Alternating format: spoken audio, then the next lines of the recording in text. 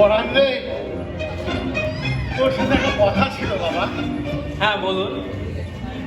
সোনার তালটা আমাকে আজকে দে বাবা, এক রাতের জন্য দে, তারপরে তোকে সোনার তাল তোকে ফেরত দিয়ে দেবো।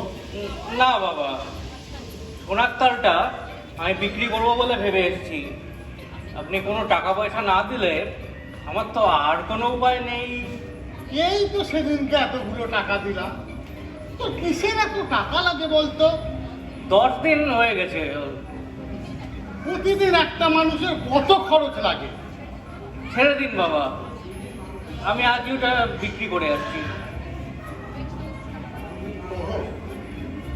ও বাবা রতন, বেশ, তবে এই নাও 200 টাকা রাখো, আর এক রাত্রির জন্য আমার সোনার তালটা দাও। এক রাতের জন্য সোনার তাল নিয়ে আপনি কি করবেন বাবা? এরকম করে হবে না। আচ্ছা একটা কাজ করুন, সোনার তালটা আপনার কাছে রেখে আপনি আপনার বিষয় সম্পত্তি ভাগ বাটোয়ারা করে দিন। কি এত বড় কথা?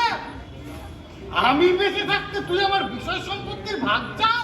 আমার ঠাকুরদা কত বছর যেন বেঁচে ছিল বাবা। সেই বয়স অব্দি পৌঁছাতে আমার এখন ঢের দেরি আছে। দূর হয়ে যা আমার চোখের সামনে থেকে, দূর হয়ে যা।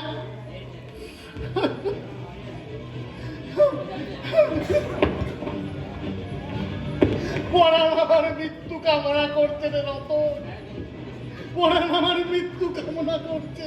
ওরা আজ পর্ব 3 দিন বেড়াচ্ছে বাবা, কিন্তু আমি মাথা গরম করবেন না, আপনার ডায়েরিটা ক্ষয় হয়ে যাবে বাবা। ওকে আমি উচিত শিক্ষা দেবো, আমি দেখবেন কিছু একটা কর। যে আমার বাবার সম্পত্তি ভাগ চাই, আমার বাবার মৃত্যু কামনা করে, তাকে আমি এত সহজে ছেড়ে দেবো না। তুই একটা কিছু কর রতন, একটা কিছু কর।